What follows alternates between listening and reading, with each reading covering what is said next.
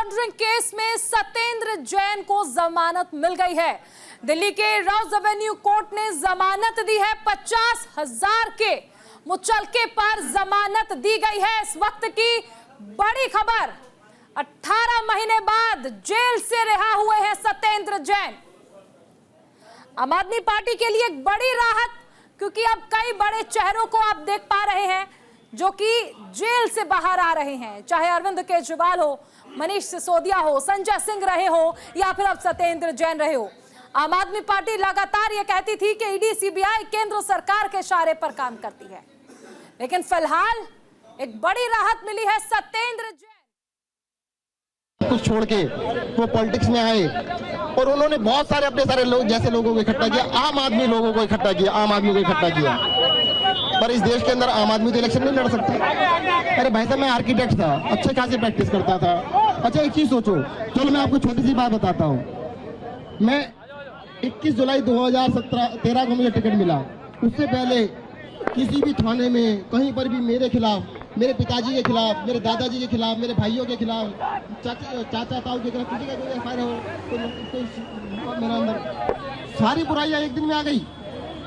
मतलब इन्होंने क्या किया कि कहते हैं कि आम आदमी पॉलिटिक्स में नहीं आना चाहिए, सिर्फ नेता, उन पार्टियों के नेता जो उन्होंने कब्जा कर रखा है देश के ऊपर, कब्जा करके बैठे रहे। जो अरविंद केजरीवाल जी कहते हैं ना, भाई साहब ये क्या कर रहे हैं, पैसे से सत्ता, सत्ता से पैसा, उसी काम पे लगे हुए सारे के सारे नेता। और इसलिए वो अरविंद केजरीवाल को बदनाम करना चाहते, दिखाना चाहते कि तुम भी तो हमारे जैसे हो। अरे भाई तुम्हारे जैसे नहीं है। ये नेता लोग क्या कहते हैं, अरविंद केजरीवाल भी हमारे जैसा हो गया। अरे भाई ऐसा नहीं है, अगर ऐसा होता ना तो पलटी मार जाते, जेल नहीं जाते। भाई जेल जाने वाला ऐसा नहीं होता, पलटी मार जाते 1 मिनट के अंदर, पलटी मार दे तो फिर जेल नहीं जाते। अरविंद केजरीवाल भी जेल गए, उनके सारे सिपा सालार जेल गए और बचे हुए भी जाएंगे, ये भी ध्यान रखना। जितने नीचे खड़े हैं खुश मत हो ना, तुम्हारा नंबर भी आएगा। सबको जाना पड़ेगा एक एक बारी करके। सब तैयार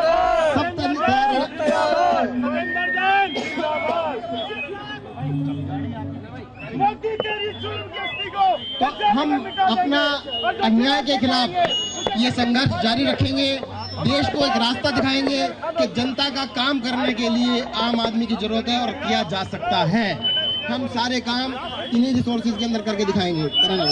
थैंक यू, धन्यवाद।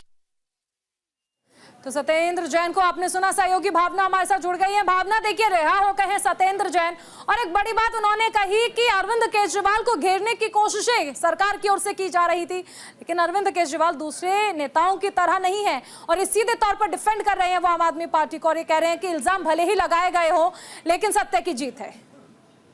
जी चारुल, देखा जाए तो आम आदमी पार्टी के एक के बाद एक करके सभी नेता जो हैं वो तिहाड़ जेल से बाहर आ रहे हैं। मनीष सिसोदिया, संजय सिंह, अरविंद केजरीवाल और सब सत्येंद्र जैन जो कि 18 महीने बाद तिहाड़ जेल से बाहर आ चुके हैं। राउज एवेन्यू कोर्ट ने 50,000 के मुचलके पर सत्येंद्र जैन को जमानत दी है और अब सत्येंद्र जैन तिहाड़ जेल के बाहर है और बाहर आते ही सत्येंद्र जैन ने भाजपा के ऊपर हमला बोला। उन्होंने साफ तौर पर कहा कि अन्याय जो है, जिस तरीके से अन्याय उनके ऊपर किया गया है, कहीं ना कहीं उसका करारा जवाब देना होगा। पूरी तरीके से वो ये भी कहते हुए नजर आए कि आम आदमी पार्टी को खत्म करने की कोशिश की गई, तमाम मुकदमे लगाए गए और तमाम जो आरोप लगाए गए वो आरोप केवल एक ही दिन में लग गए। ये कैसे मुमकिन हो सकता है? तो कहीं ना कहीं भाजपा को लेकर जो है सत्येंद्र जैन हमलावर होते हुए नजर आए हैं और अब सत्येंद्र जैन जो है तिहाड़ जेल से बाहर आ चुका है। मैं आपको बता दूं, दिल्ली के मुख्यमंत्री आतिशी और साथ आम आदमी पार्टी के राज्यसभा सांसद संजय सिंह और दिल्ली के 450 सीएम मनीष सिसोदिया जो है सत्येंद्र जैन को लेने के लिए तिहाड़ जेल पहुंचे थे। जिस घड़ी का इंतजार था वो घड़ी पूरी हुई। सत्येंद्र जैन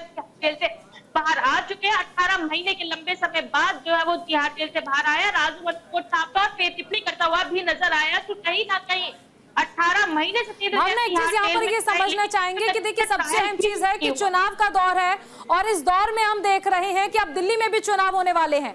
उससे पहले आम आदमी पार्टी के बड़े नेताओं का जेल से बाहर आना, ये वही नेता हैं जिन पर भ्रष्टाचार का आरोप लगातार कहते हुए बीजेपी घेराव करती थी, उनका बाहर आना क्या ये मान लिया जाए कि ये आम आदमी पार्टी के पक्ष में रहेगा और बीजेपी को यहाँ पर कमजोर कर सकता है?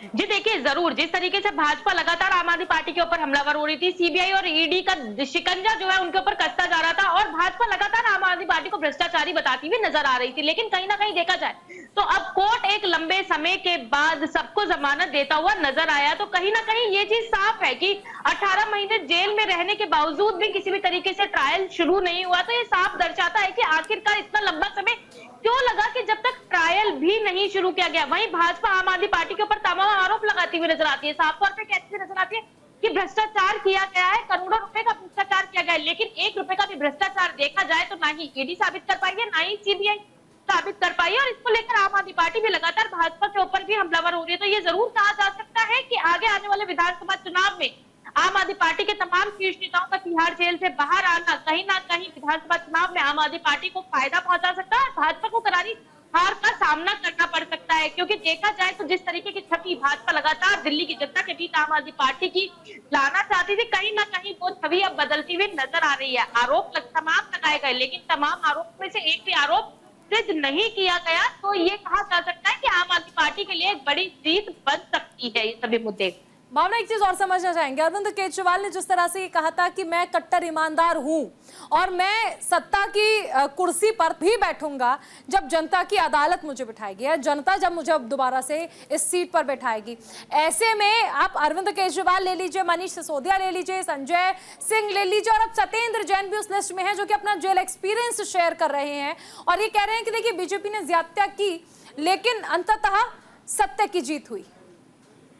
जी जरूर, देखा जाए तो दिल्ली के मुख्यमंत्री अरविंद केजरीवाल जब तिहाड़ जेल से बाहर आए थे, उन्होंने अपने पद से इस्तीफा दिया था और खुद को दिल्ली की जनता को समर्पित किया था और साफ तौर पे कहा था कि जब तक दिल्ली की जनता नहीं चाहेगी वह तब तक मुख्यमंत्री के पद पर नहीं बैठेंगे और उन्होंने अपने पद से इस्तीफा दे दिया था। और उसके बाद लगातार अरविंद केजरीवाल हो, चाहे संजय सिंह हो, चाहे मनीष सिसोदिया हो, दिल्ली की जनता के बीच जा रहे हैं। वहीं सत्येंद्र जैन भी तिहाड़ जेल से बाहर आते हुए भी भाजपा के ऊपर हमलावर होते हुए नजर आए और साफ तौर पर ये कहते हैं कि दिल्ली की जनता का ही फैसला है। एक के बाद एक नेताओं को जमानत मिलना और दूसरी तरफ खुद को दिल्ली की जनता को समर्पित करना। और वही अगर देखा जाए तो अभी जनसंपर्क अभियान के तहत भी दिल्ली के आम आदमी पार्टी के राष्ट्रीय संयोजक अरविंद केजरीवाल ने दिल्ली की जनता के नाम एक पत्र भी लिखा था जिसमें उन्होंने साफ तौर पे कहा कि उन्हें जेल में आखिरकार क्यों डाला गया। दिल्ली की जनता भी, अगर दिल्ली की जनता की बात की जाए तो दिल्ली की जनता भी साफ तौर पर कहती हुई नजर आ रही है कि भाजपा कहीं ना कहीं आम आदमी पार्टी को खत्म करने की कोशिश कर रही है, इसलिए इस तरीके के षड्यंत्र रचे जा रहे हैं, लेकिन कोई भी आरोप अब तक सिद्ध नहीं हो पा रहा है। तो ये जरूर कहा जा सकता है कि आम आदमी पार्टी के लिए एक बड़ी जीत और कहीं ना कहीं आगे आने वाले विधानसभा चुनाव में आम आदमी पार्टी को हमने ये तो देखा कि लोकसभा चुनाव होते हैं तो लोकसभा चुनाव में दिल्ली की जनता बीजेपी को भरपूर प्यार देती है, इस बार भी हमने वही देखा। लेकिन जब बात विधानसभा चुनावों की होती है तो वहां पर जितनी मजबूती से आम आदमी पार्टी का साथ देती है जनता, वो बीजेपी के फेवर में नहीं जाती है। अब ऐसे में एक बार फिर से चुनाव से पहले तमाम बड़े चेहरे जो है वो बाहर आ चुके हैं। ये मान लिया जाए कि अब सत्येंद्र जैन का भी आना संजीवनी बूटी का काम करेगा आम आदमी पार्टी के लिए और बीजेपी की मुश्किलें बढ़ जाएंगी। देखिए चारुल, एक बात जरूर कहूंगी कि आम आदमी पार्टी लगातार हर बात एक ही बात कहती हुई नजर आई है कि वो काम की राजनीति करती है। दिल्ली की जनता आम आदमी पार्टी को चुन के लाती है नहीं लाती है, ये दिल्ली की जनता का फैसला है।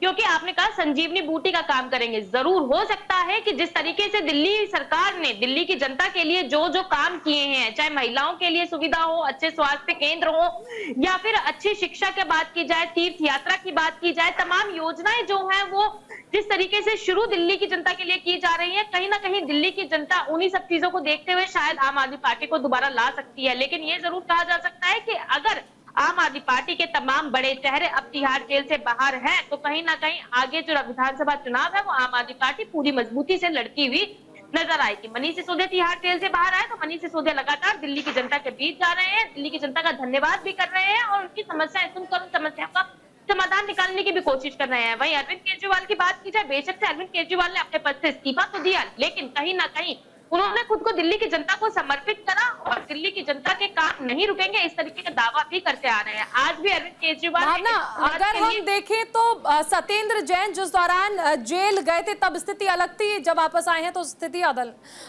बदल चुकी है, यहाँ से नेतृत्व बदल चुका है। उस दौरान अरविंद केजरीवाल मुख्यमंत्री हुआ करते थे और अब आप देख सकते हैं कि आतिशी मुख्यमंत्री हैं।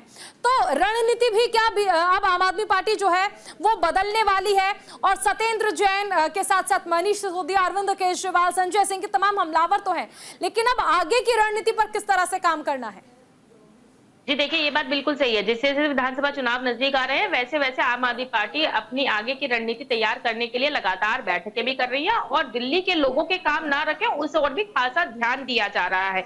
आम आदमी पार्टी के तमाम शीर्ष नेता तिहाड़ जेल से बाहर हैं, तो आगे के विधानसभा चुनाव कहीं ना कहीं ये कहा जा सकता है काफी एक तरीके से इम्पोर्टेंस रखते हैं कि किस तरीके से अब आम आदमी पार्टी आगे की रणनीति तैयार करती है, क्योंकि सब चीजें बिल्कुल देखा जाए तो अब बिल्कुल अलग है। जहां पहले दिल्ली के मुख्यमंत्री अरविंद केजरीवाल थे, अब वही मुख्यमंत्री की बागडोर आम आदमी पार्टी की महिला मुख्यमंत्री आतिशी को दी गई है। वहीं दूसरी तरफ अगर सत्येंद्र जैन की बात की जाए तो जो स्वास्थ्य मंत्री थे वो बागडोर अब सौरभ भारद्वाज संभालते हुए नजर आ रहे हैं। शिक्षा मंत्री के तौर पे जो पहले डिप्टी सीएम मनीष सिसोदिया जाने जाते थे, अब कहीं ना कहीं शिक्षा मंत्री का जो विभाग है वो भी आतिशी संभाल रही है। तो कहीं ना कहीं जो जिम्मेदारियां तमाम शीर्ष नेता जो तिहाड़ जेल के अंदर थे उनके ऊपर थी, तो वो कहीं ना कहीं अब दूसरे मंत्री संभालते हुए नजर आ रहे हैं। दिल्ली की जनता के काम ना रुके, इस चीज का बखूबी ध्यान रखा जा रहा है। आगे की रणनीति भी आम आदमी पार्टी विधानसभा चुनाव मद्देनजर रखते हुए पूरी तरीके से तैयार करती हुई और मजबूती से दिल्ली की जनता के बीच रखती हुई नजर आ रही है। अब सत्येंद्र जैन जेल से रिहा हो गए हैं। हमने ये भी देखा बीजेपी पर हमलावर थे, काफी कुछ कह भी रहे थे। अब यहाँ से उनका आगे का कार्यक्रम क्या है, आगे का स्केड्यूल क्या है?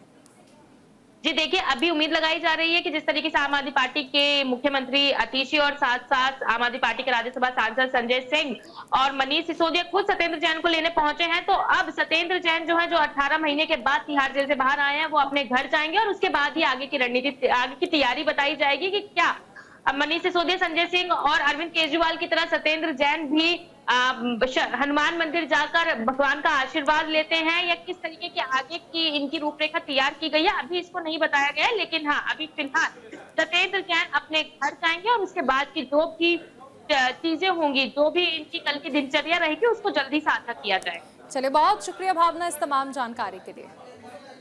अभी रुकेंगे एक छोटे से ब्रेक के लिए, आप बने रहिए न्यूज़ इंडिया के साथ।